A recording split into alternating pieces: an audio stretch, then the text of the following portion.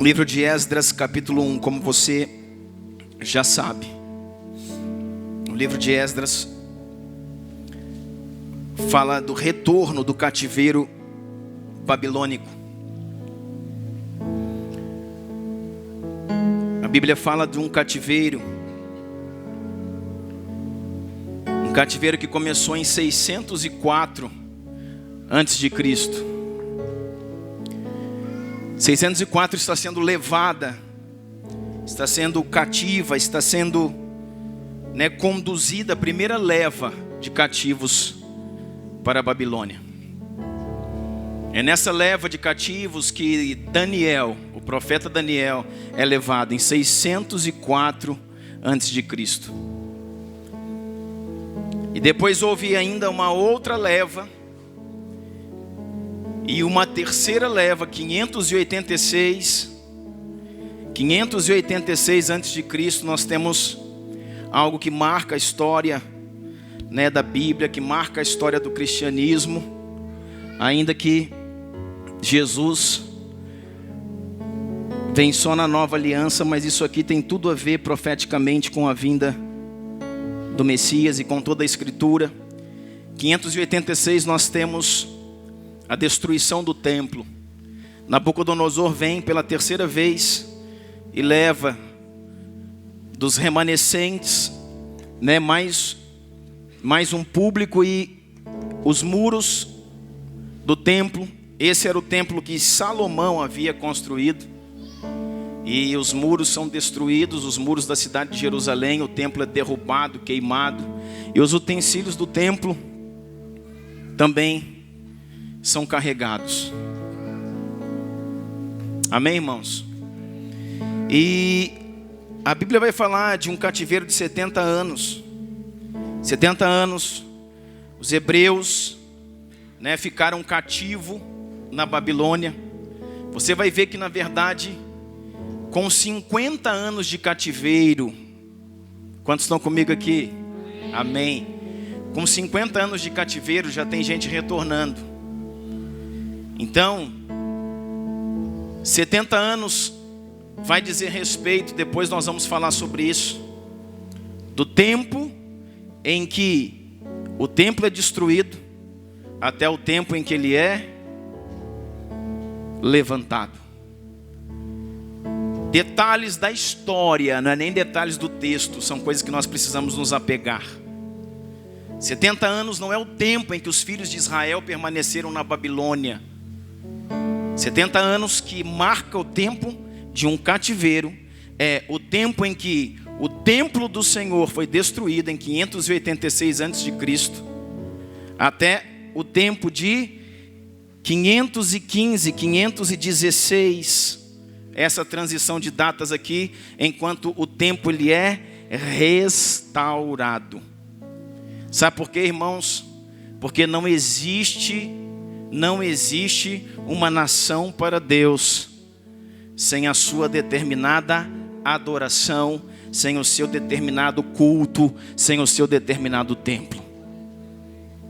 Não existe uma nação para Deus. Não existe uma nação para Deus, captou no seu espírito? Sem a sua determinada adoração. E essa adoração vem naquele tempo de um culto que estava ligado a um lugar, a um templo. Amém? Então, nós vamos pegar aqui 586 a mais ou menos 516, e você vai ver aí esses anos de cativeiro. Só que nós vamos ver aqui, em 539 antes de Cristo, Ciro, o persa, está assumindo o governo da Babilônia.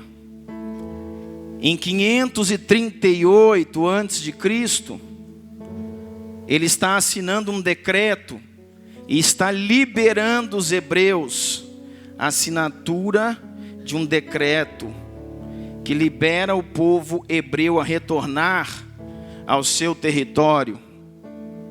Então, lá dos cativos da Babilônia, eles eram escravos, na Babilônia eram cativos.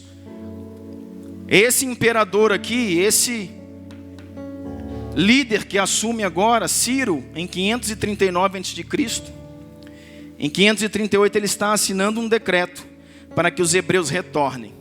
E em 536 a.C., o templo está sendo reerguido.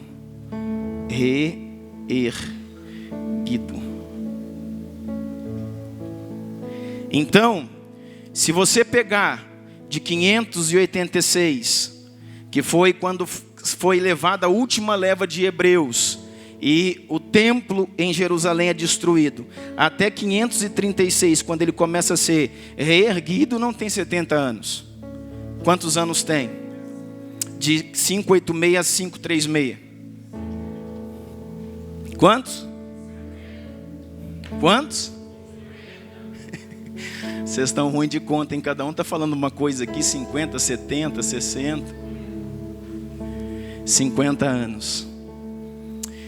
E, irmãos, para quem não sabe, a cronologia bíblica, até chegar em Jesus, né, até chegar o ano 0, né, até chegar o nascimento do Messias, ela vai decrescendo.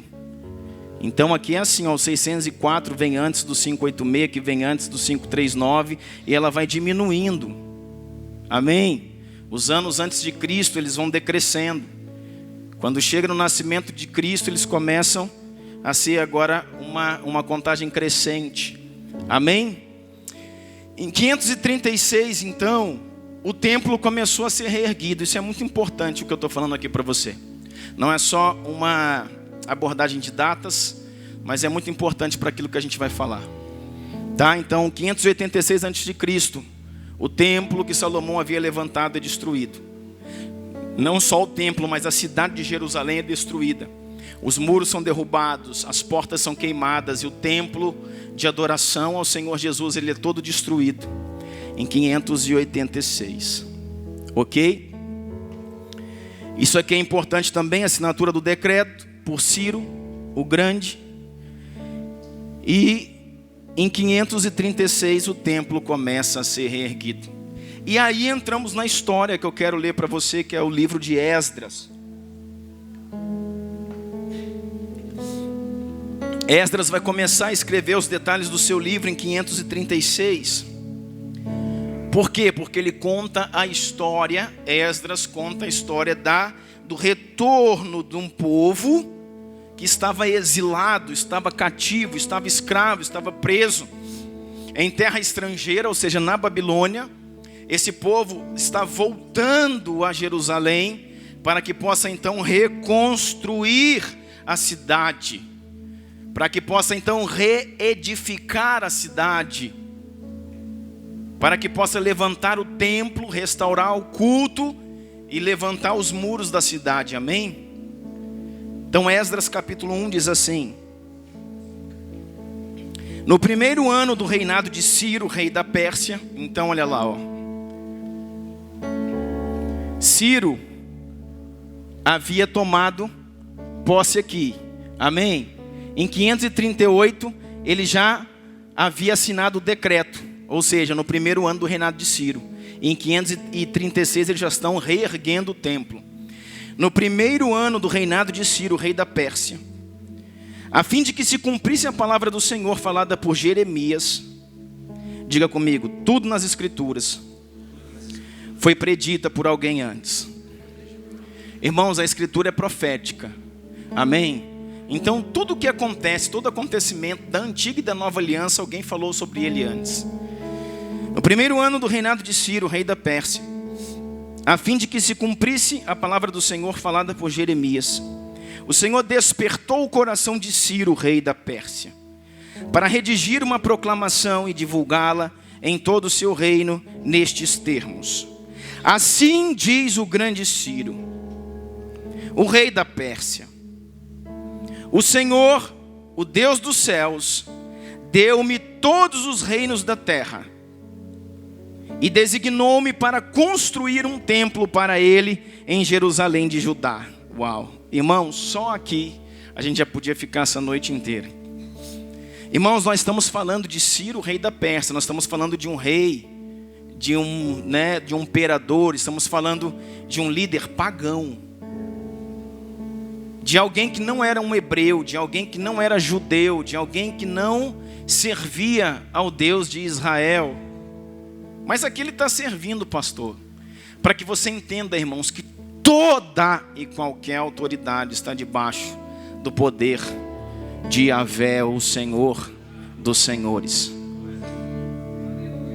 Não há ninguém, irmãos, que Deus não possa tocar, mover, falar e fazer.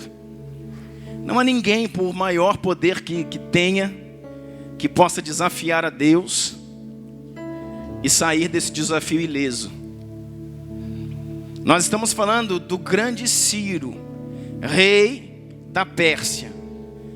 Esse reinado, irmãos, é um dos grandes reinados, um dos grandes impérios de proporções mundiais.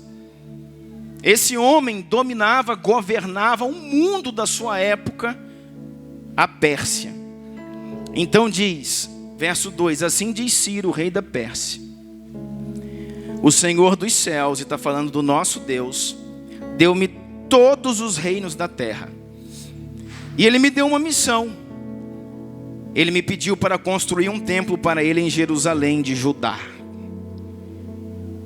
Qualquer do seu povo que esteja entre vocês, que o seu Deus esteja com ele, e que vá a Jerusalém de Judá reconstruir o templo do Senhor, o Deus de Israel, o Deus que em Jerusalém tem a sua morada. Olha o que esse homem está dizendo.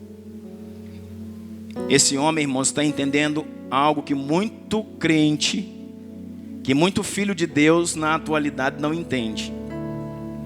Ele está dizendo a todos os hebreus que eram cativos no seu reinado: qualquer do seu povo, ou seja, do povo de Deus, que esteja entre vós, que o seu Deus esteja com ele, e que você vá até Jerusalém de Judá e reconstrua o templo do Senhor, a casa do Senhor, o Deus de Israel, o Deus que em Jerusalém tem a sua morada. Você sabe, irmãos, que Jerusalém é a cidade do grande rei. Você sabe que Jerusalém é a cidade da paz. Você sabe que em Jerusalém, irmãos, é onde está a cidade de Davi, onde está o trono de Davi. E a Bíblia diz, irmãos, que o descendente de Davi, a saber, não Salomão, mas Yeshua, o Messias, se assentará no seu trono. No trono de quem, irmãos? No trono de Davi. E aí, querido? Como é que faz? Irmão, pensa num homem que pecou. É Davi. Pensa num homem que num tempo da sua história perdeu a revelação, perdeu, o trilho e se arruinou por algum tempo. Mas pensa num homem, irmãos, que foi leal, que foi honroso, que amava ao Senhor de todo o seu coração, que se levantou, que se restaurou, que trocou as suas vestes, que lavou o seu rosto, que retomou a sua dignidade, a sua hombridade, que retomou a sua autoridade no Senhor, que retomou o seu propósito, que retomou a sua missão. E você vai ver a Bíblia falando lá no final de tantas coisas que linkam toda a Escritura a Davi. Então há, irmãos, um entendimento muito claro sobre essa data, 586, sobre esse templo que foi derrubado. Nós estamos vendo um pagão, estamos vendo um rei que era maligno, Ciro, entendendo um propósito de Deus, liberando todo o seu povo, que era muita gente. Sabe por quê, irmãos? Porque na Babilônia, nesse tempo, havia aproximadamente mais de 1 a 2 milhões de hebreus. E ele liberou todo aquele que quisesse ir. E se todos fossem, ele perderia, vamos dizer, 1 milhão de servos, 1 milhão de súditos, 1 milhão de homens que trabalhavam na força motriz entre exército, entre comércio no Império Persa. Estão entendendo o que eu estou falando? Mas tudo isso ele estava fazendo porque ele disse: o Deus de Israel, o grande Deus, o meu Deus, o seu Deus. Ciro ouviu a voz de Deus, irmãos, e falou: ele me mandou que eu libere o povo e que eu construa, ou melhor dizendo, reconstrua a sua casa em Jerusalém. Por quê? Olha o que ele diz aí. Porque em Jerusalém Deus tem a sua morada. Uau. Verso 4. E que todo sobrevivente, seja qual for o lugar em que esteja vivendo, qualquer um que sobreviveu ao cativeiro até aqui,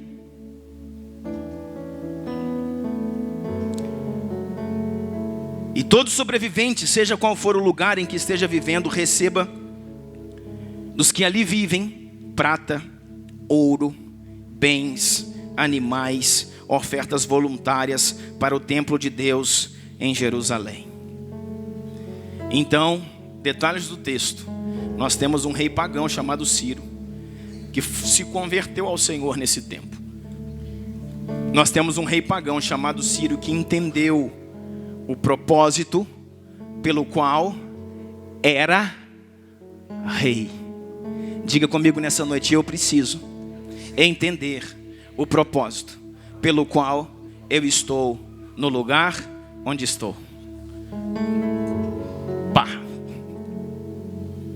Detalhes do texto: nós estamos falando de um rei pagão que entendeu a sua missão, que entendeu o seu tempo, que entendeu o seu lugar, que entendeu por que eu estou nesse trono, que entendeu por que alguém que ele não conhecia até então me deu todos, Paulo, os reinos da terra.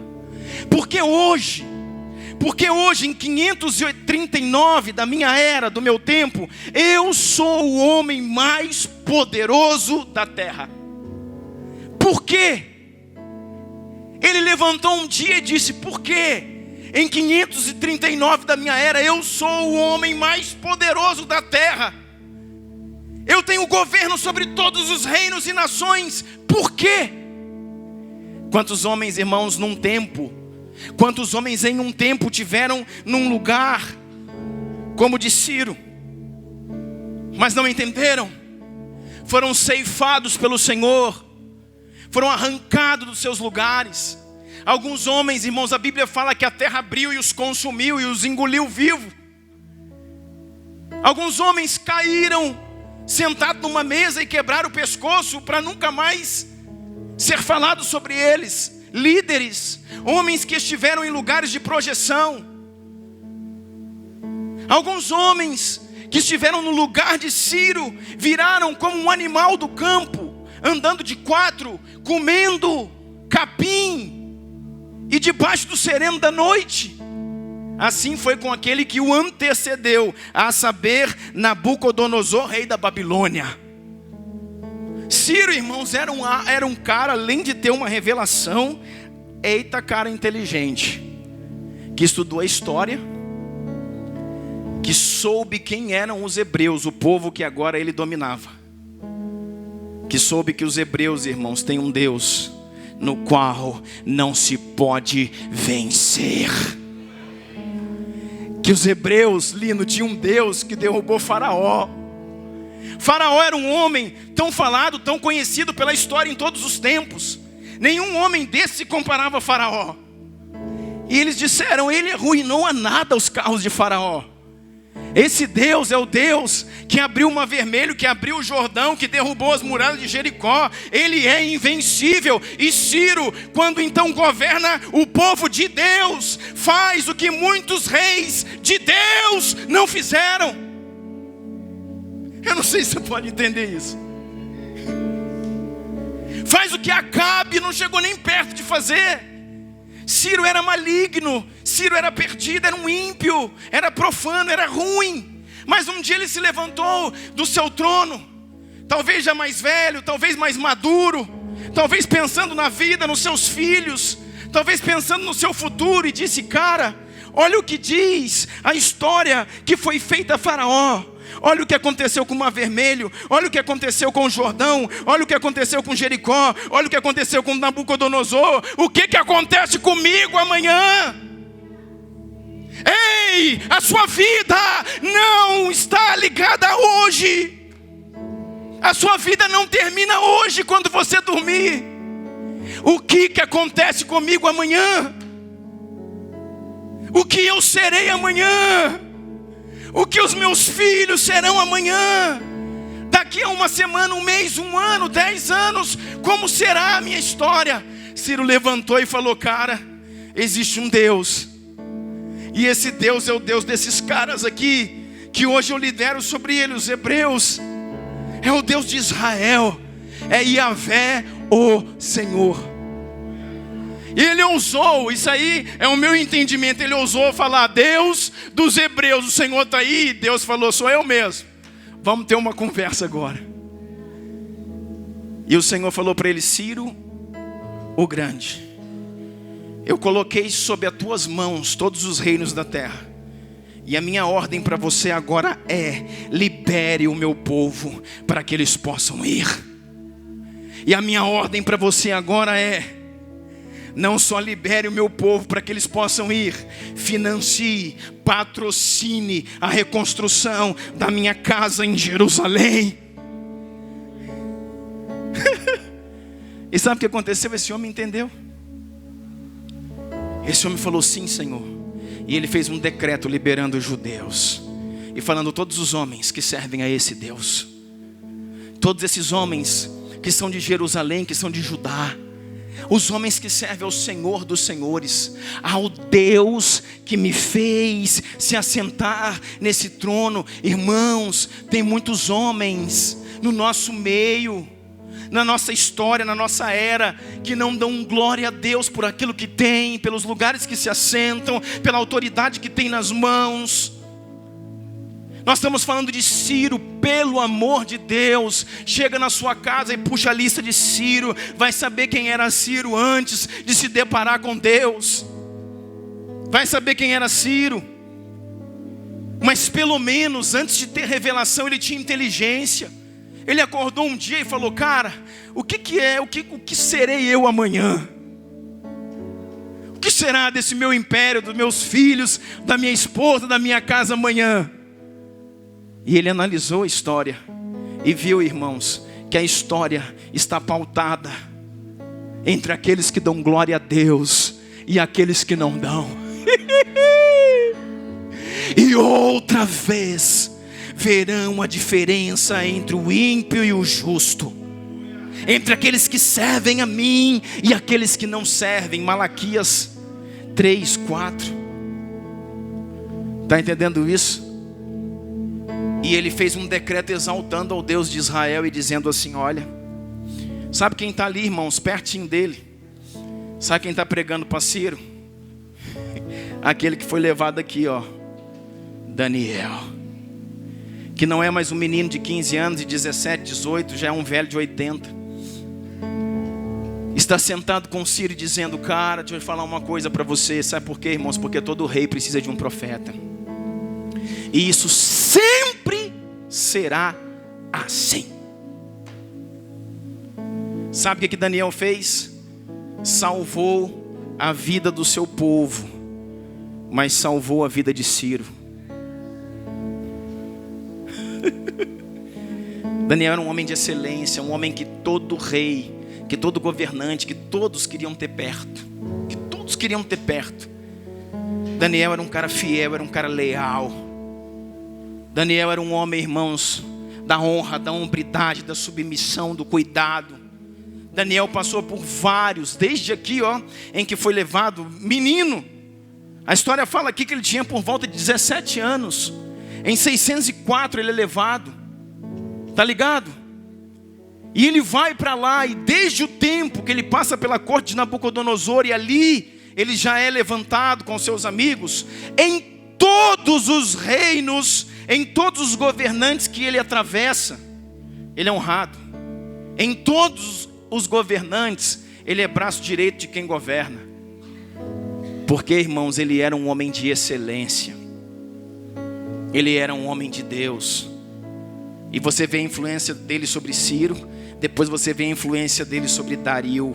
Lembra da cova dos leões? Pregamos aqui um dia desse para trás. Quando Daniel vai para a cova dos leões e Dario vai para o quarto chorar, dizendo: podia ser qualquer um, menos o meu Daniel. Ele é hebreu, mas é meu amigo. Ele é hebreu, mas é fiel. Ele é hebreu, mas é submisso. Ele é hebreu, mas é leal. Eu não amo nenhum homem dos medos e dos persas como eu amo Daniel. E no outro dia de manhã o rei levanta em jejum. Não quero música, não quero canto, não quero diversão, não quero crônicas, não quero comer, eu quero ir à cova. Tire essa pedra daí. Tiraram a pedra. E o rei pergunta: Daniel, poderia o Deus que tu serve e exalta nas nações livrar-te dos leões? E ele diz: salve, ó rei Dário, eternamente.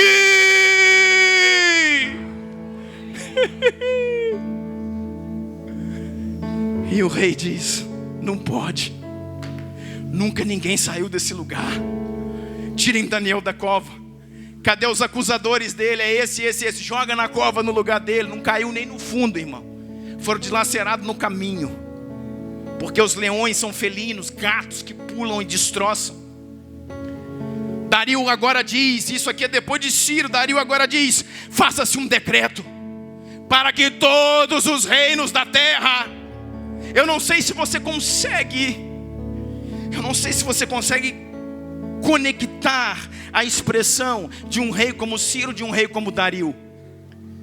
Dario, irmão, escuta o que eu vou falar para você. Talvez você nunca tenha ouvido isso. Dario usa a expressão que Apocalipse usa para falar do governo do Messias. O governo do Senhor Jesus, que não tem fim. A Bíblia fala para falar do governo de Dario. Quando ele faz um decreto para que seja adorado o Deus de Daniel, ele diz: para que todos os povos, tribos, línguas e nações adorem ao Deus de Daniel. É a mesma caracterização de Apocalipse quando fala do governo de Cristo. Para você ver a amplitude que esses caras tinham. Mas o Dario é depois. Vamos voltar para o Ciro. Ele entende no seu tempo o que tinha que fazer e libera os judeus. Ele entende no seu tempo que todo rei tem um profeta. Ele entende no seu tempo que, cara, hoje eu estou aqui, amanhã eu posso ser comido de verme. Leia Atos capítulo 12 na Nova Aliança.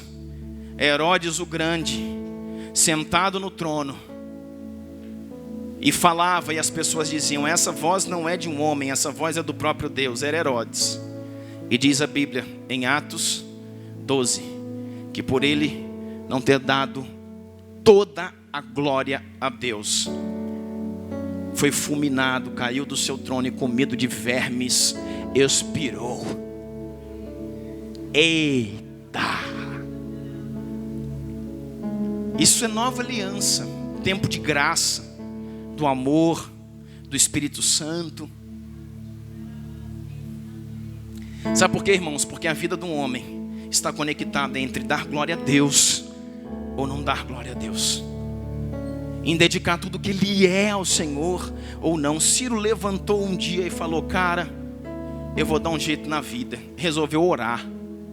E o Senhor falou com ele, e ele imediatamente obedeceu e falou: o Deus de todo Israel mandou que eu construa a sua casa. Aí nós estamos lendo o texto de Esdras, que diz assim, no verso 5: então os líderes das famílias de Judá e Benjamim, como também os sacerdotes levitas. Aqui é importante demais. Não tem projeção não? Todos aqueles cujo coração Deus despertou, dispuseram-se a ir para Jerusalém e construir o templo do Senhor. Vocês entenderam aqui? Então os líderes das famílias de Judá e de Benjamim, como também os sacerdotes e os levitas, todos aqueles cujo coração Deus despertou, dispuseram-se a ir para Jerusalém e a construir o... Irmãos, detalhes do texto. Todos os homens no qual o coração Deus despertou. Existiam naquele tempo, irmãos, mais de 1 milhão de hebreus na Babilônia. E os que voltaram foram cerca de 42 mil hebreus.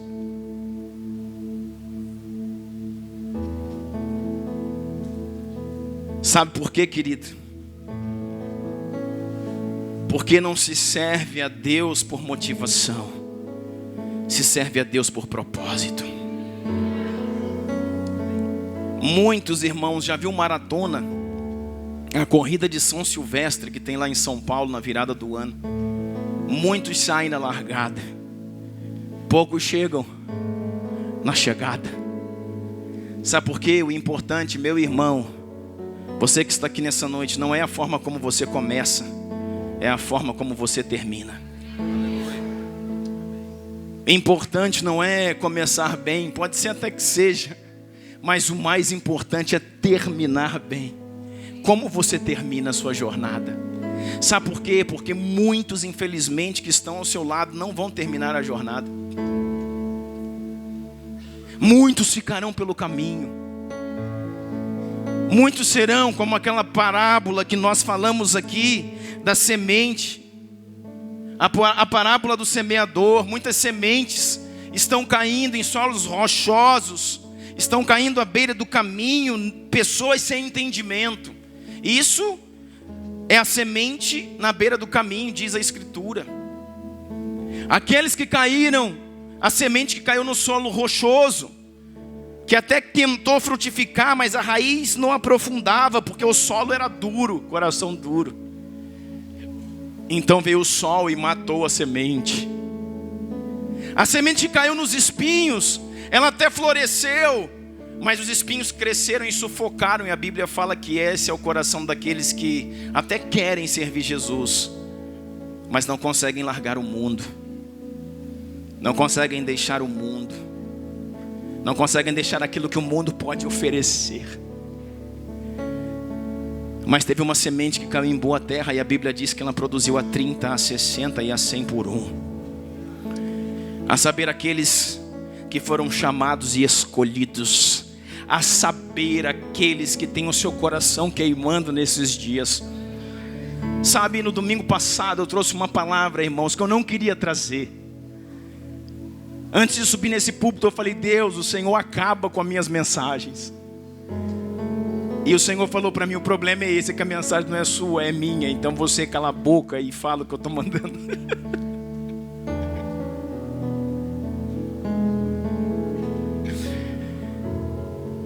Porque falávamos, irmãos, de um tempo, porque falávamos de um machado posto à raiz.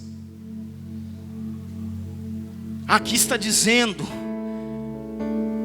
que Ciro falou todos aqueles, então falou para 1 milhão de hebreus ou mais, cujo coração for voluntário, cujo coração for desejoso.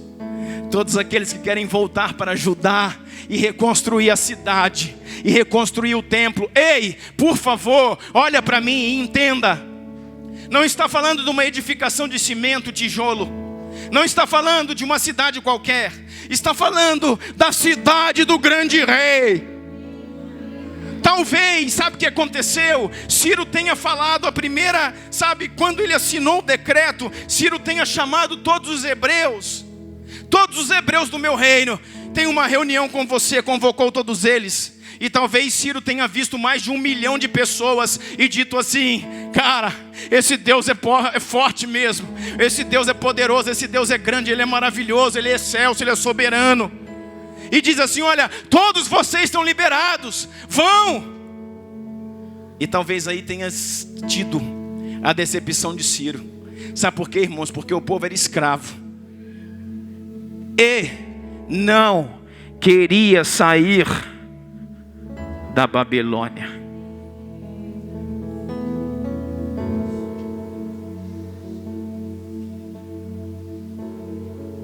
Sabe por quê, irmãos? Porque nesse momento, no reinado de Ciro, eles já não eram tão escravos assim, porque eles já podiam trabalhar, porque eles já podiam comprar e vender, casar e dar-se em casamento, porque eles já podiam trabalhar casamentos fora da aliança do Senhor. Porque na Babilônia eles aprenderam a fazer coisa que o Senhor abomina. Na Babilônia eles começaram a vender como não se vende em Israel. Na Babilônia eles aprenderam a casar como não se casa em Jerusalém. Na Babilônia eles aprenderam a adorar deuses que não se adora em Judá. Na Babilônia eles aprenderam, irmãos, a servir o seu próprio eu, a servir a sua própria vontade, a servir as suas próprias ideias, os seus próprios impulsos, a servir os seus próprios sonhos, os seus próprios projetos. Será que temos alguém aqui na Babilônia?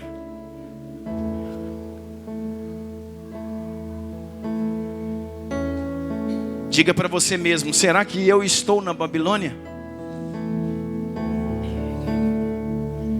E Ciro falou: vão! Vocês estão liberados. Voltem à sua terra. Voltem à sua origem. Voltem ao seu Deus. Voltem ao seu culto. Voltem à sua casa. Voltem à sua cidade. Voltem à terra dos seus antepassados. Voltem ao lugar de Deus. E o povo não se movia. Você está entendendo isso? Você está entendendo isso? E o povo não se movia. Sabe o que diz a Bíblia, irmãos? Só um textozinho a respeito da Babilônia.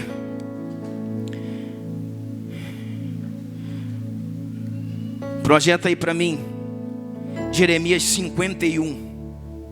Jeremias 51 verso 6 diz assim: fugi do meio da Babilônia. Povo meu, saia do meio da Babilônia. Povo meu, fugi do meio da Babilônia. E cada um salve a sua vida. Não pereçais na sua maldade. Epa! No original, não pereça no seu engano. Ó. Não pereça no seu engano. Diga comigo: entendimento. Não pereça no seu engano. Porque é tempo da vingança do Senhor. 2 pontos. Ele lhe dará a sua paga. Verso 7 de Jeremias 51. A Babilônia era um copo de ouro nas mãos do Senhor, o qual embriagava toda a terra. Do seu vinho beberam as nações, por isso enlouqueceram. Eita, irmão, como que eu queria estar no café da aliança agora.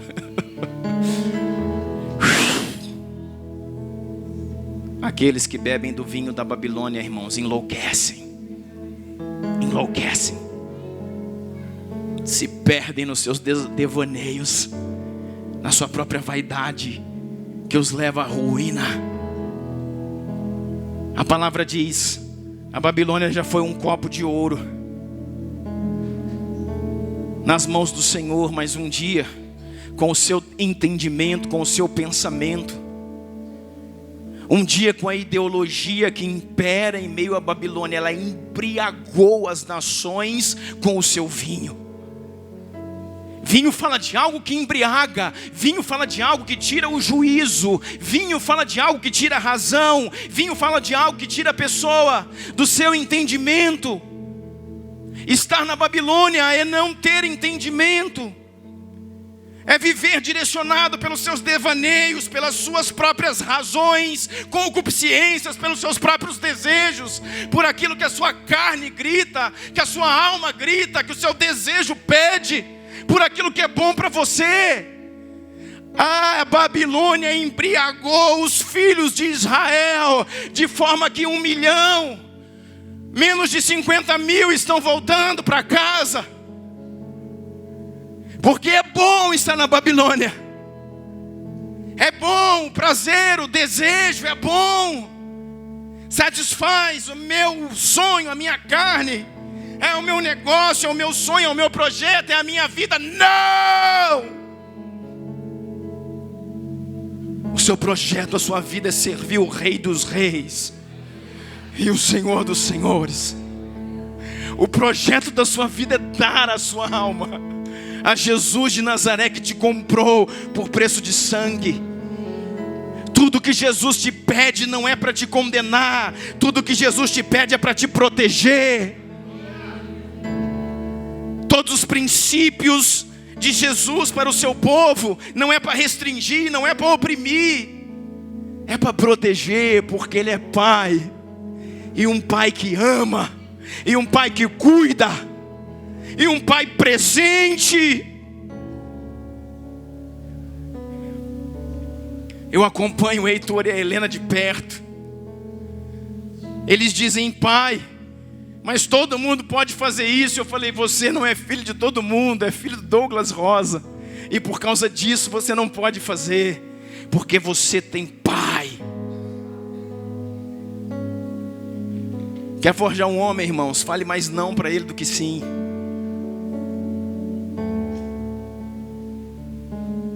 Quer forjar uma mulher que nunca vai se entregar a qualquer pessoa? Olhe todos os dias nos olhos dela, o pai, e diga, eu amo você, minha filha. Eu amo você, minha filha. Como só o seu marido, ou talvez nem ele irá te amar. Sabe o que é isso, irmão? Proteção, paternidade. Um dia vai vir um abelhudo lá e vai dizer, poxa, eu amo você. A menina tem 12, tem 13, tem 14 anos, eu amo você. Ela nunca ouviu isso. Ela está ouvindo pela primeira vez de um homem que ela é amada. Só que esse homem que diz para ela que ama, esse rapaz, 17, 18, 15, o amor dele é cama, é sexo. E como ela nunca ouviu isso, ela vai ouvir, poxa, esse cara me ama. Deite-se comigo então. Se ela tiver paternidade, ela vai dizer, eu sei o que é amor. Eu tenho um pai na minha casa que me ama. E desde os primeiros dias da minha vida eu ouço isso. E o meu pai, o amor dele é proteção. O seu amor é usurpação. E aí, irmão, já prepara ela para dar logo um de esquerda, um cruzado, chato.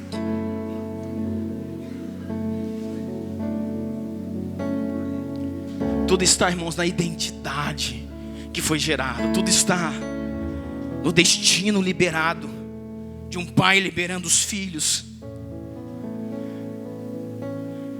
Há um lugar de entendimento, há um lugar de posicionamento. Agora pensa o Senhor. É bom, irmãos, é bom estar na Babilônia. É bom. Sabe qual é o maior problema? Presta atenção no que eu vou falar para você. Do Egito representa o mundo. O Egito representa o mundo. Amém? O Egito representa o mundo. Faraó representa a figura de Satanás. E do mundo, o Senhor te arranca. Você precisa de uma decisão, mas o Senhor vem e te arranca. Quem tirou o povo do Egito com um braço forte foi Deus, que foi lá e arrancou o povo do Egito. Mas da Babilônia, você precisa sair sozinho. Porque a Babilônia fala de uma estrutura de entendimento, de pensamento. Tá ligado? A palavra para o Egito era: o Senhor veio e arrancou os seus filhos. A palavra da Babilônia é: sai dela, povo meu. Sai dela, povo meu. Mas o povo dele não está querendo não, irmão. Tem muita gente querendo ficar lá. E eles tinham uma forma de se casar, uma forma de comer, uma forma de beber, uma forma de trabalhar, uma forma de cultuar, totalmente diferente de Israel. Sabe o que acontece? Eles acharam bom, eles gostaram.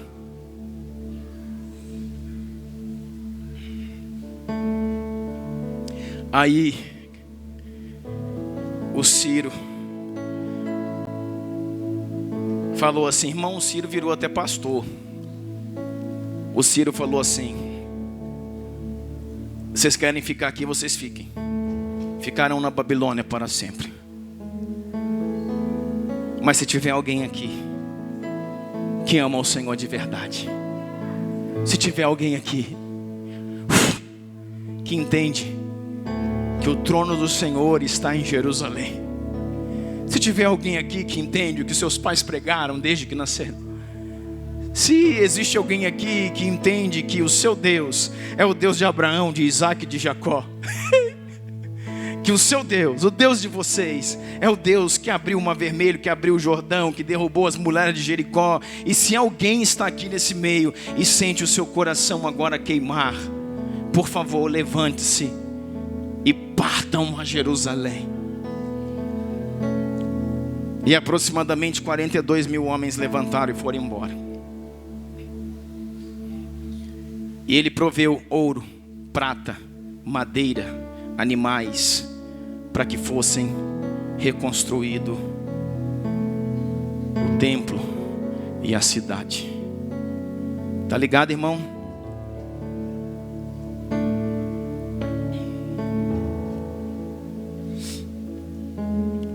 Espírito Santo de Deus, nos ajude, Deus. Nos conduza a tua presença. Nos ajude a ouvir e a te obedecer. Nos tira da Babilônia, Senhor. Nos tira desse lugar, Pai, de prazer, de consumo. Nos tira esse lugar, Pai, em que o vinho embriaga todo o nosso ser com os nossos próprios desejos. Nos ajuda, Espírito Santo. Esdras capítulo 3, por favor. Esdras 3:1. O povo saiu e veio embora para Jerusalém. Diz assim: quando chegou o 7º mês, os israelitas já estavam em sua cidade. O povo se reuniu, diga comigo, como um só homem em Jerusalém. Uau! O povo se reuniu como um só homem em Jerusalém.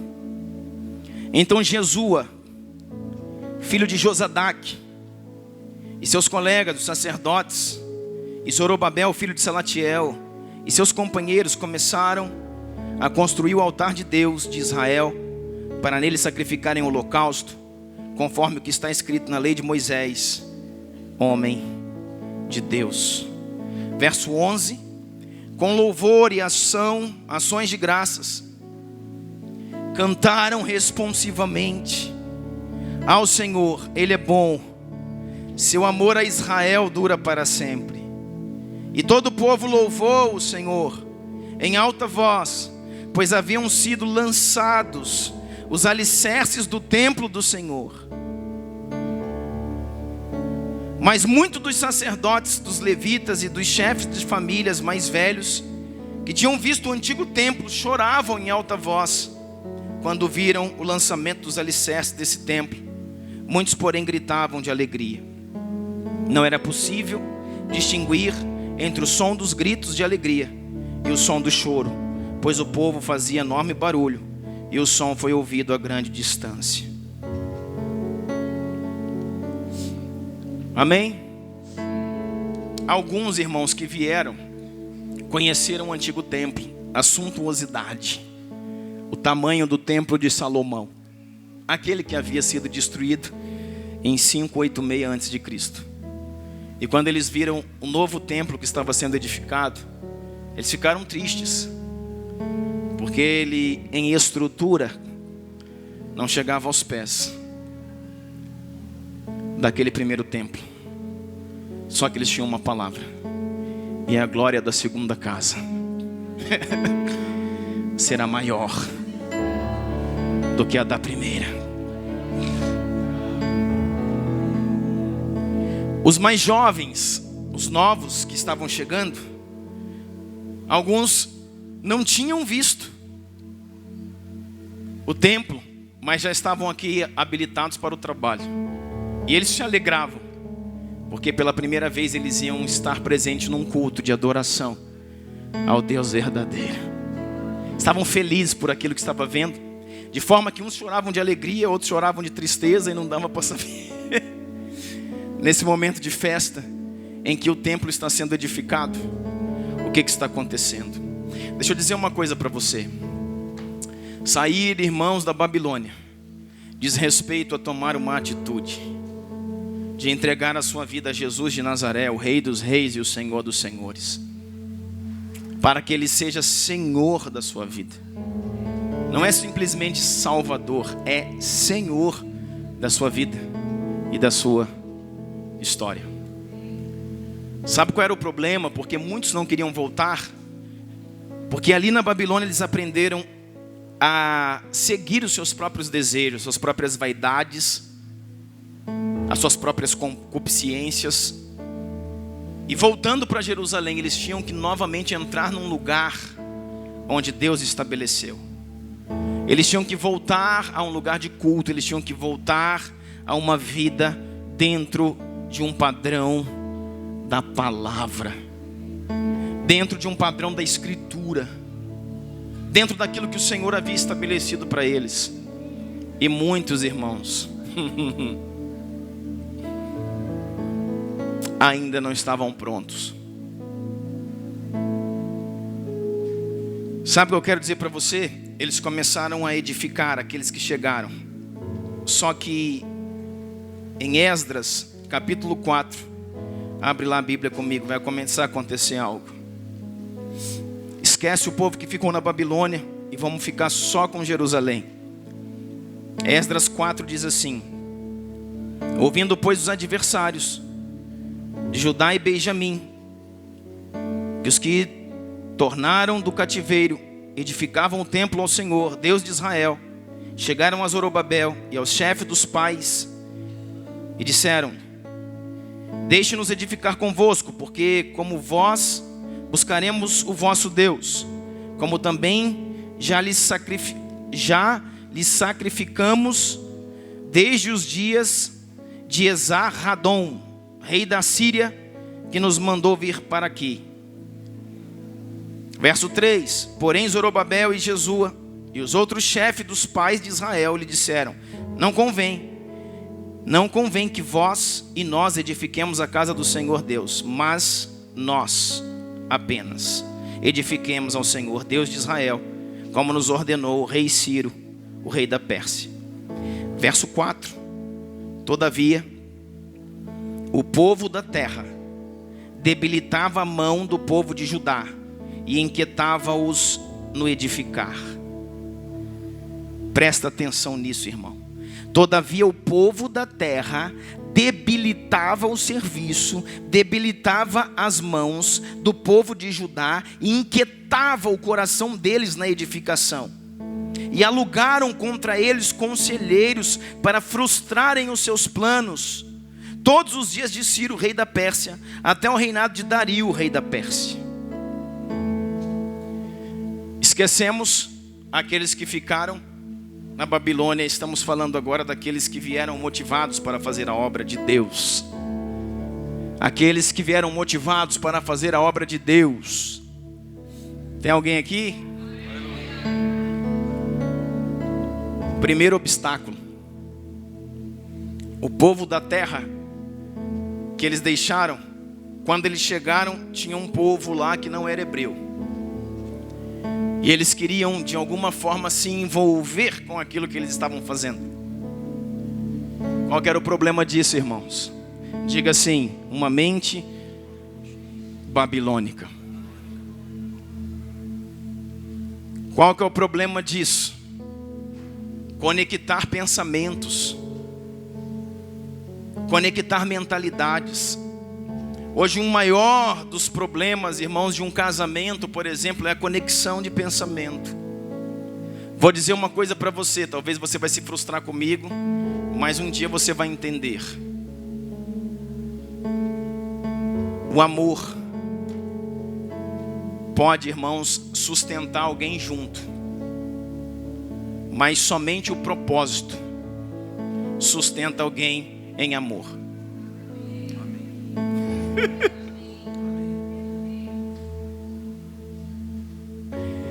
Por você amar tanto alguém e já casado ser tão diferente dele, você pode se manter junto com ele, mas por o amor que você tem a Deus de não quebrar uma aliança. Mas talvez você não compartilhe nada em entendimento com a pessoa que você caminha. Por quê? Porque tinham um sentimento, mas não tinham um propósito. Não tinham a mesma missão. Não compartilhavam o mesmo entendimento sobre as coisas. Quando você, irmão, se une a alguém em casamento e compartilha da mesma missão, do mesmo propósito, do mesmo entendimento, o amor a Deus faz vocês permanecerem no propósito, mas vocês encontrarão o amor entre um e outro, o amor homem e mulher. Isso é algo profundo que eu comecei a falar aqui para você agora. Mas amor para nós, tudo é amor, é igual. Para Deus existe vários tipos de amor. Um é o amor ágape, aquele que dá a vida. Outro é amor eros, aquele amor de um homem e uma mulher. Por causa do amor ágape a Deus, você não se separa, mas não encontra o amor eros. Por causa do mesmo propósito, você encontra o amor ágape e o amor eros. Por quê? Porque, irmãos, o sentimento une corpos, mas o propósito une destinos. Aleluia. Glória a Deus. E o problema, irmãos, é mentalidade. Pensar o mesmo pensamento, ter os mesmos sentimentos, caminhar na mesma missão, falar a mesma linguagem, o marido, a esposa, os filhos, uma casa de excelência, um trono para a glória de Deus. Uau! Esses homens disseram: não, nós não podemos, saímos de um lugar de contaminação, Babilônia, não queremos voltar para ela. Nós viemos edificar a casa de Deus. E aí na edificação, querido, eles começaram a ter problemas, porque tinham os inimigos da edificação. Os inimigos da edificação. Lá na frente, quando eles vão construir o muro, e isso vai estar lá no livro de Neemias, você vai ver a figura de Tobias e Sambalate. Talvez você já conheça. Aqui não era ainda Tobias e Sambalate, mas eram aqueles que estavam na terra e que queriam contaminar a visão. Então, irmãos, eles contrataram pessoas para que pudessem atormentar a construção do templo, de forma que o serviço ficasse pesado e as emoções, o coração ficasse atormentado. Sabe que isso fala, irmãos, de nós reconstruindo a nossa vida, reconstruindo a nossa adoração. O templo é adoração. De cada um de nós que saímos do Egito, do mundo, e saímos da Babilônia, uma estrutura de entendimento, e começamos a reconstruir o nosso templo, que é a nossa adoração. Entendeu agora o que é espiritual nessa mensagem? De uma geração, de um povo que saiu do Egito, do mundo, do pecado. Depois tem que sair da Babilônia também, que é uma estrutura babilônica de entendimento, porque muitos na igreja saíram do Egito, mas ainda não saíram da Babilônia.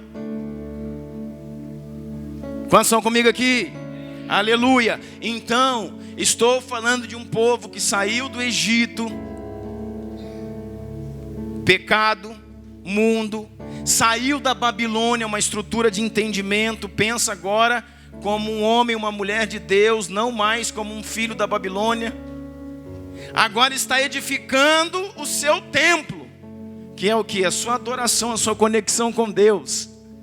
E aí, irmãos, vem os inimigos.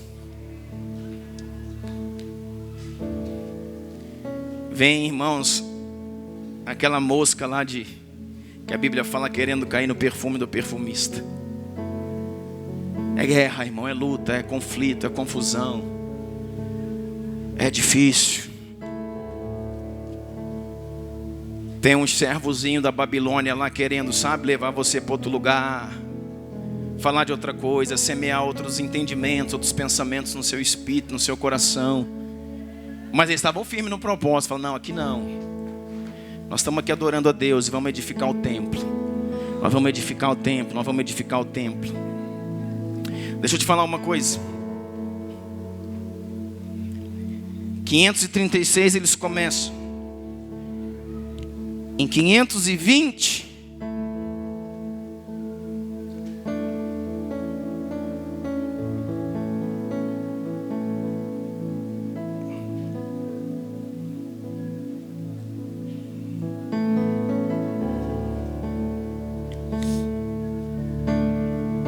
E aí, irmão, o que é que nós vamos fazer agora?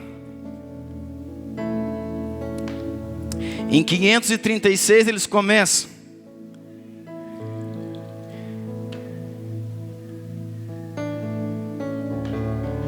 E vão parar. Sabe por quê, irmãos? Porque os inimigos foram mais fortes do que aquele fogo que ardeu para sair da Babilônia. Porque, irmãos, até na terra prometida, até na terra do propósito, Jerusalém fala do lugar de propósito. Jerusalém fala do lugar do seu propósito. Fala do lugar onde você é completo em Deus. Ali tem os inimigos da unção. Ali existem aqueles que são os minadores do seu propósito. Eu vou falar uma coisa para você, não se escandalize. Ou melhor, pode se escandalizar, você está aqui para isso. E o Mevan é esse lugar que o povo sai daqui e não sai feliz, sai falando, esse cara é doido ou eu que sou doido. Eu estou acostumado com isso. Mas muitos pensam e voltam. Jerusalém, irmãos, é um lugar do propósito. Esse lugar, você pode entender na sua vida, um lugar espiritual. E na sua igreja, um lugar físico. O lugar do seu propósito. Mas ainda no lugar do propósito, tem Sambalat e Tobias. Ainda no lugar do propósito, tem pessoas que minam a unção. E o que eu faço? Persevera. Você não está aqui por causa de A, de B ou de C. Você não está aqui por causa do pastor, por causa do ministro de louvor, por causa de uma placa, Mevan. Você está aqui por causa do Senhor. Você está aqui porque você definiu, eu quero servir a Deus de verdade. Eu quero ir para um lugar que fale o que eu preciso ouvir. Irmão, tem gente que já se acostumou tanto a ser enganado, que ele sabe que está todo errado, está cheio de pecado, está todo esculhambado, está com a vida, sabe, acabada. E tem coragem de chegar num culto, sentar e ouvir de alguém, Deus vai te dar vitória, Deus vai te dar vitória, levanta a mão, recebe a vitória, recebe bênção, recebe vitória. E ele fica feliz com isso. E ele fica feliz com isso a tal ponto de engano, de se pensar com a vida que eu posso receber alguma vitória. Não, irmãos. Esse é o dia do teu conserto. Esse é o dia do arrependimento. Esse é o dia de sair da Babilônia e falar, Deus, deixa eu servir ao Senhor de verdade. No tempo de Deus tudo é perfeito. No tempo de Deus, irmãos, tudo se encaixa, tudo se encontra. Os lugares certos, as pessoas certas, o trabalho certo, tudo tem uma conexão tão formosa. E você fala, cara, que tempo maravilhoso eu estou vivendo. Você está no propósito. Mas aí, irmãos, de vez em quando você encontra com o Tobias, o Sambalat, aqueles que vão minar, que vão falar, que vão, mas você não viu, você não sabe, você isso, você não aquilo. Coloque os seus olhos no Senhor. permaneça. Eles pararam. Sabe por que eles pararam também, irmãos? Porque com tanta dificuldade que eles estavam, presta atenção em algo que eu vou falar com você, que nós já vamos caminhar para o fim. Eles falaram, cara, esse povo não para de perturbar. Enquanto nós construímos o templo, esse povo não para de perturbar. Vamos parar um pouquinho. Pararam. E aí, porque não tinha nada para fazer, né? E o trabalho deles era reconstruir a cidade.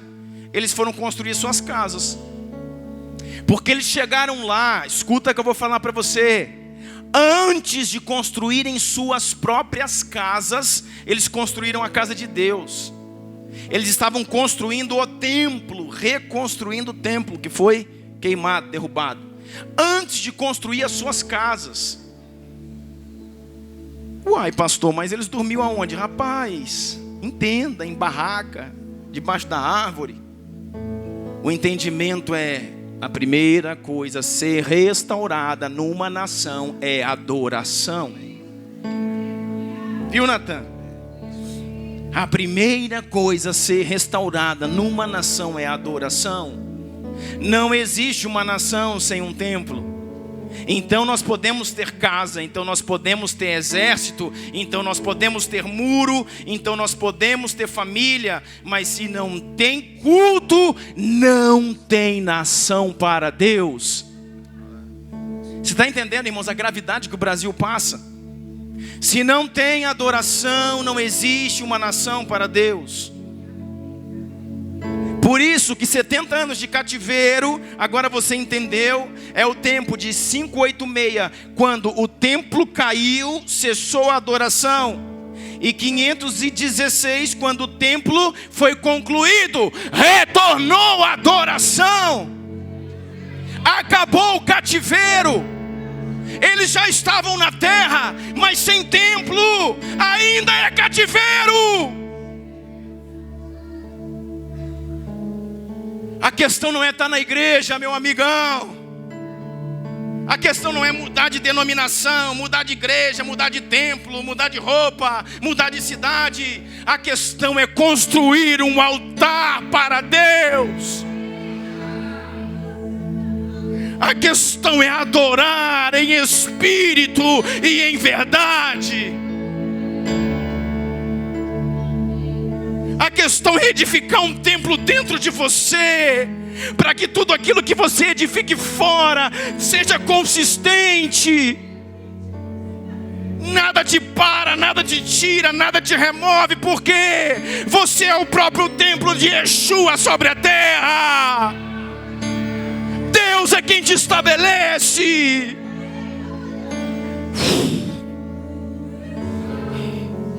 Deus é quem te estabelece. Então eu posso voltar para Jerusalém, posso estar em Judá, posso ter casa, exército, empresa, posso ter título, posse, animal, escravo, não interessa. Você é escravo. O cativeiro não acabou.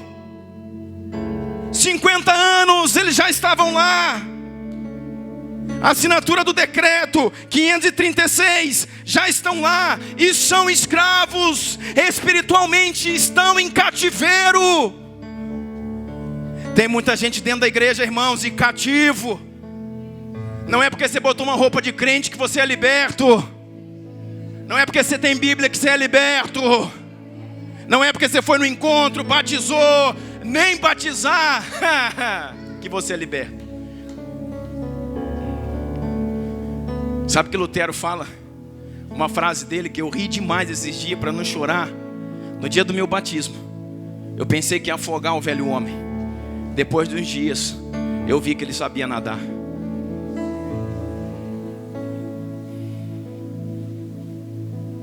Sabe por quê, irmão?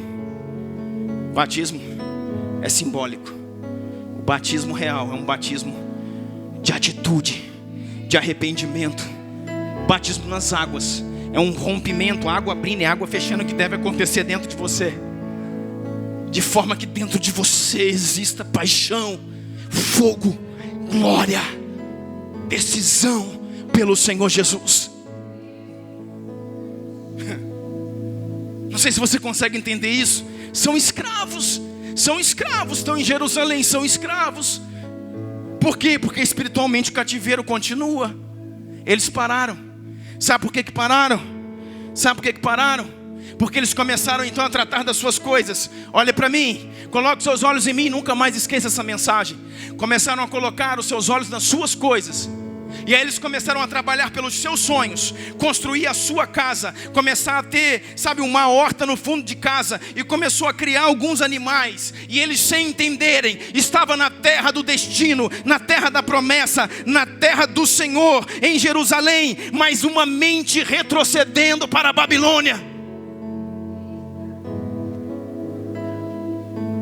E eles se envolviam com tudo que era deles, e felizes, e cantavam, está escrito aí, e cantavam um novo cântico, e adoravam ao Senhor. E o Senhor dizia: olha a adoração dos escravos, olha a adoração dos cativos. E eles entenderam que construindo as suas casas, os inimigos não perturbavam. Epa! E começaram a construir as casas e realizar os seus projetos. E os inimigos da unção, aqueles que infernizavam, quando eles estavam edificando o templo, eles sumiram. Você entendeu? E então eles preferiram construir suas casas e deixar o templo. Até que saiu daqui, olha quanto tempo, 536 até 520, quanto tempo? 16 anos, e o templo está lá. Irmãos, não foi 6 meses não, 1 mês. 16 anos que eles voltaram, e o templo está lá. Como? Em ruínas. E o Senhor está vendo. Olha a adoração dos cativos. Em 520 antes de Cristo, uma voz sempre ecoará, uma voz sempre ecoará, uma voz sempre ecoará.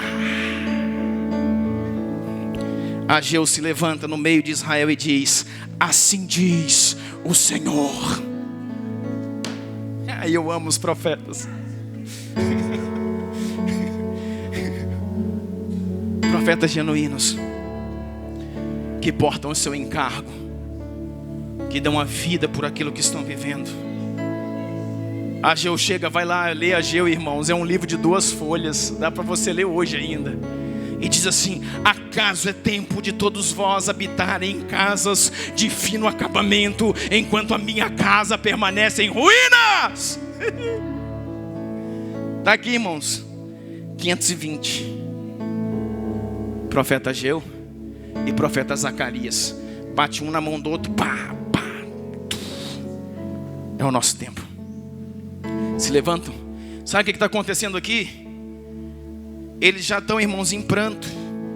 Esse povo aqui, os hebreus, lá no território da promessa, eles estão passando, irmãos, no fio da espada. Aí você pergunta assim: por que quando eu fui para a igreja minha vida piorou? Alguém já fez essa pergunta? Claro que não, né, irmão? Vocês são todos santos, eu sei que sim. Nunca ninguém fez. Por que eu comecei a orar mais e parece que a coisa foi embora? É aí que o trem bagunçou mesmo. Porque, irmãos, quanto mais você ora, Deus revela as suas mazelas. Quando você começa a orar de verdade, você começa a ver o que você não via. Então não é que piorou, já estava ruim. É porque quando você começou a orar, você começou a ver e a entender o que você não via, o que você não entendia. E você dizia: cara, eu estou um vale de ossos secos. Uau, ainda bem que você viu. O que fez eu ver a oração. Sabe o que aconteceu com esse povo aqui? Diz, irmãos, que Deus cerrou as chuvas, que Deus cerrou a terra, que Deus cerrou a madre dos animais. Nenhum dos animais, leia Ageu, nenhum dos animais produzia mais. A ovelha, o boi não dava mais os filhotes, as crias. A terra se tornou seca e estéril. Toda a vegetação, o trigo, os cereais, o que eles estavam plantando, todo felizes aqui, ó, nesse meio tempo, murchou, morreu tudo, os rios secaram. As chuvas pararam de descer. A Bíblia tem uma passagem muito forte de Ageu que diz assim: olha, quando você foi e recolheu uma medida e trouxe para a sua casa e disse: hoje eu consegui essa medida, eu com um assopro dissipei. Deus soprou a medida. Quantas vezes, meus irmãos, nós queremos nos enganar, e o que a palavra de Deus diz? Não vos enganeis, de Deus não se zomba, tudo que o homem plantar, certamente colherá. Nos enganando. Muita coisa que você acha, fala, agora vai dar, e não deu. Aí você vem para a libertação, corre lá para o mar e diz: o diabo aqui, o diabo ali, o diabo aqui. O diabo é você, irmão.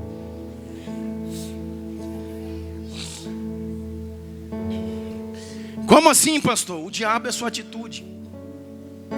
Porque a sua atitude faz Deus dissipar aquilo que você produz. Ah, isso é impossível. Então eu vou ler para você.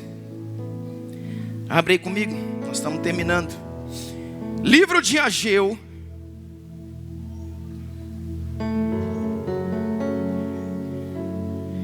capítulo 1, verso 2. Assim diz o Senhor dos Exércitos: este povo afirma, ainda não chegou o tempo de reconstruir a casa do Senhor. Por isso a palavra do Senhor veio novamente por meio do profeta Ageu: acaso é tempo de vocês morarem em casa de fino acabamento, enquanto a minha casa continua destruída? Verso 6. Vocês têm plantado muito, mas colhem pouco. Vocês comem, mas não se fartam. Bebem, mas não se satisfazem. Vestem-se, mas não se aquecem. E aquele que recebe salário, recebe para colocar num saco, numa bolsa furada. Estamos diante de um juízo de Deus.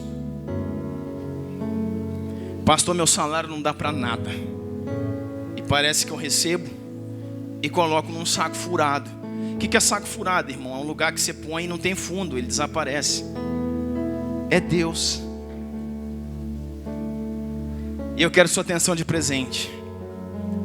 Irmão, por favor, eu estou falando com adulto aqui, não com criança. Por favor, não seja menino, não seja inocente. Entenda o que Deus está falando com você. Será que Deus pode fazer isso? Você está lendo na Escritura. Mas por que Deus é ruim? Não, irmãos, Deus é ótimo. Sabe para que Ele faz isso? Para te proteger, para trazer você de volta para Ele, para te arrancar da mente da Babilônia e dizer: seu tolo, a Babilônia não pode te dar o que eu posso te dar. A Babilônia não cuida de você como eu cuido. A Babilônia não te dá destino como eu te dou. Filho, não me negue. O juízo de Deus é para te proteger, meu irmão. O juízo de Deus é para te trazer, seu cabeçudo, para um lugar de volta para Ele, para um lugar de comunhão. E enquanto a gente não entender isso, está escrito aí, verso 9: vocês esperavam muito, mas eis que o muito veio a ser pouco. O que vocês trouxeram para casa, eu dissipei com um sopro. Por que o fiz? Por que o fiz? Pergunta o Senhor dos Exércitos. Por causa da minha casa, que ainda está destruída, enquanto cada um de vós se ocupa com a sua própria casa. Vocês entenderam? Esse texto já foi falado muito, irmãos, só que vocês não sabiam o contexto dele. Agora vocês sabem o contexto. Sabe por quê, irmãos? Era mais fácil trabalhar na sua própria casa, construir a sua própria casa, porque ali os inimigos não vinham contra. Quando eles voltavam para construir o templo, o que acontecia? Os inimigos se levantavam, atormentavam o serviço da mão e atormentavam a mente. Lembra disso lá que lemos? Quantos, queridos? estão tentando edificar algo para Deus, estão construindo a sua adoração, mas estão sendo resistidos nesses dias. Eu quero dizer para você: permaneça. Quantos estão construindo a sua adoração? Mas é problema aqui, é problema ali, é problema no casamento. Porém, se você está engajado em construir o templo, em construir a sua adoração, o seu lugar em Deus, permaneça. Por quê? Porque vai passar, querido. E Deus vai honrar você, a sua vida, os seus filhos, a sua casa. O problema é quando você está engajado em construir adoração, é o mundo que te resiste. Mas enquanto você deixa a adoração e vai agradar o mundo, é o Senhor quem te resiste. Por isso, vou te dar uma chave aqui nessa noite. Se você sabe que está fora do propósito e tem lutas,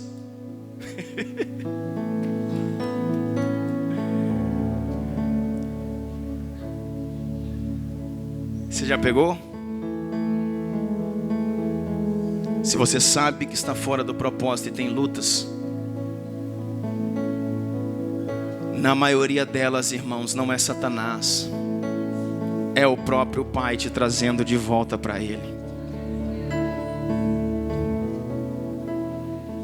Um dia me disseram assim: o diabo isso, o diabo aquilo, o diabo isso, o diabo aquilo. Eu falei: cara, deixa eu te falar uma coisa, eu sou filho de Deus, e quem cuida de mim e trata de mim é meu Pai, não é o diabo não, meu. Não é o diabo não. A Bíblia diz que Ele corrige o filho a quem ama. Agora, irmãos, quando você está no propósito, sabendo que você está fazendo tudo aquilo que Deus mandou, vou dizer para você, a luta não acaba não. Ah não, pastor, não, aí tem outra resistência, e aí é Ele. Só que aí, irmãos, resistiu o diabo, e ele fugirá de vós. Você vai atropelá-lo, ele vai desaparecer da sua frente, irmão. Porque a glória de Deus que está sendo construída em você, enquanto você constrói o templo, a adoração, Ele constrói um novo homem, uma nova mulher em você, que você pode avançar, que você pode triunfar, que você pode alcançar aquilo que Deus te deu. Isso não é promessa vazia não. A Bíblia diz: quando passares pelo fogo, ele não te queimará. Quando passarem pelos rios, eles não te afogarão. Quando passares pelas águas, elas não te submergirão. Porque você é um homem no propósito. Existe um grande homem, uma grande mulher sendo edificada em você pelo Espírito Santo. Vamos acabar. Como é que acaba com isso tudo, pastor? Ageu, você está aí? Ageu 1 verso 7 diz assim: assim diz o Senhor dos Exércitos: vejam aonde seus caminhos o levaram. Subam ao monte para trazer madeira. Construam a minha casa, para que eu me alegre e nela seja glorificado, diz o Senhor. Deus está falando, irmãos, por meio do profeta. Falou primeiro, nós separamos aí, falou primeiro das consequências. Consequência de quê? De interromper a edificação da adoração. E agora nós estamos falando do quê? Chaves para interromper o juízo. Assim diz o Senhor dos Exércitos: vejam onde seus próprios caminhos o levaram. Subam ao monte para trazer madeira. Construam um templo, para que eu me alegre e seja glorificado.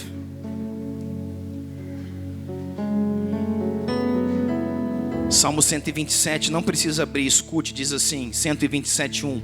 Se o Senhor não edificar a casa, se o Senhor não constrói o projeto, se o Senhor não sonha o seu sonho, em vão trabalha os que edificam. Em vão trabalha os que edificam. O seu trabalho será em vão. Se o Senhor não guardar a cidade, em vão vigia a sentinela. Inútil vos será levantar de madrugada, inútil vos será levantar de madrugada, dormir tarde, comer pão de dores, ou seja, trabalhar muito, pois os seus amados Ele dá até enquanto dorme. É doido demais, né, meu? Descansa no Senhor, irmão. Não é enfado, correria, desespero que você precisa. É adorá-lo em espírito e em verdade.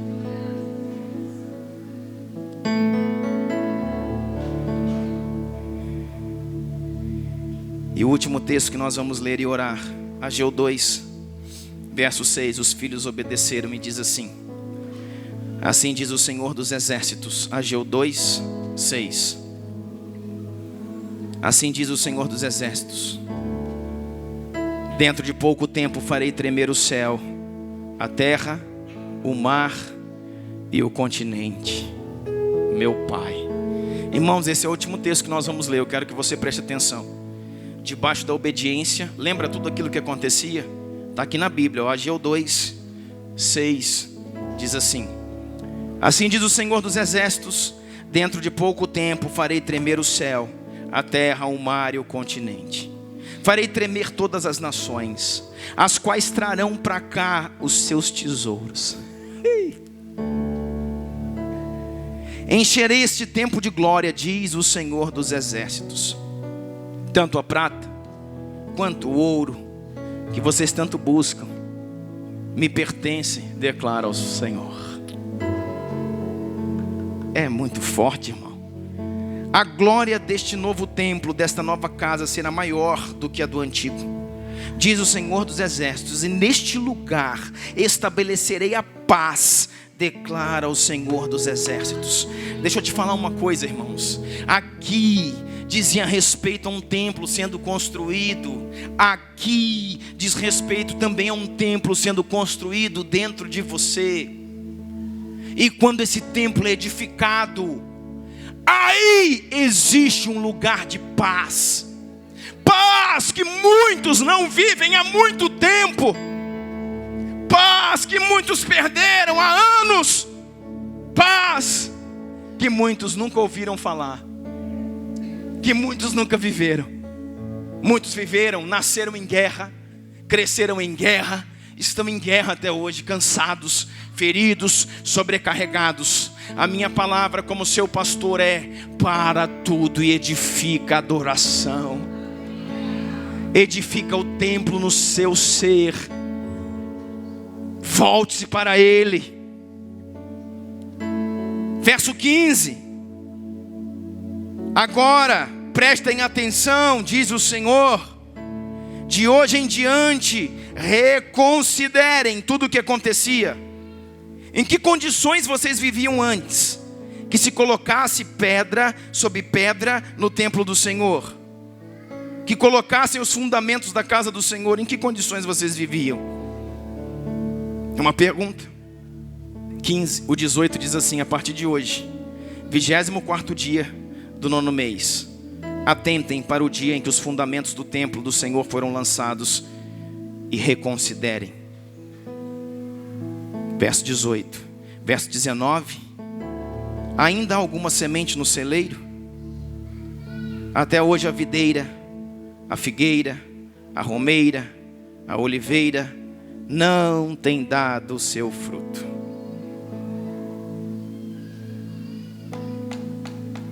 Verso 19. Há alguma semente no celeiro? Como é que está seu celeiro, amado?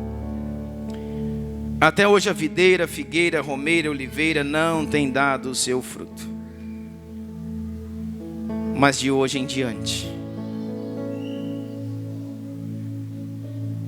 abençoarei vocês. E talvez você tenha pensado assim, com uma mente só materialista, dizendo: não, mas minha vida está bem. Até hoje a videira, como que eu queria tempo para falar disso? Videira fala de vinho. fala de alegria, de festa, de paz. Oliveira fala de azeite. Azeite fala de unção, poder, autoridade. E aí? Tem recurso aí? E alegria também tem? Paz. E unção, poder de Deus, autoridade no Espírito também. Quando passarmos, irmãos, a edificar a morada do Senhor, o trono do poderoso de Israel, nada mais nos faltará.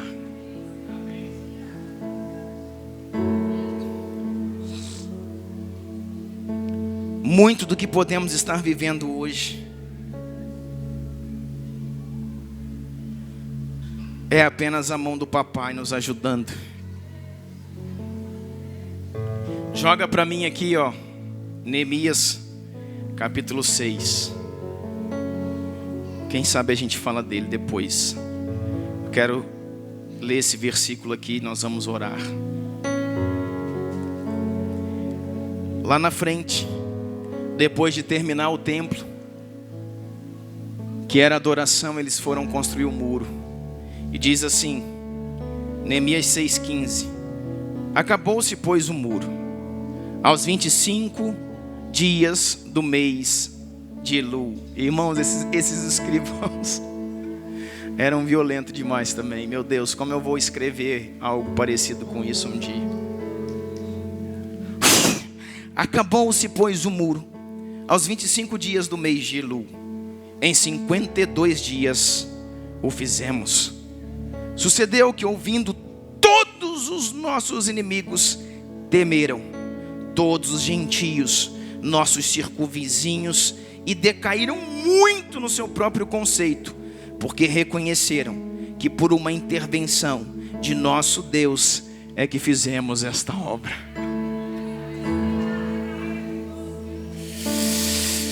Espírito Santo de Deus, adoramos o teu nome, Jesus.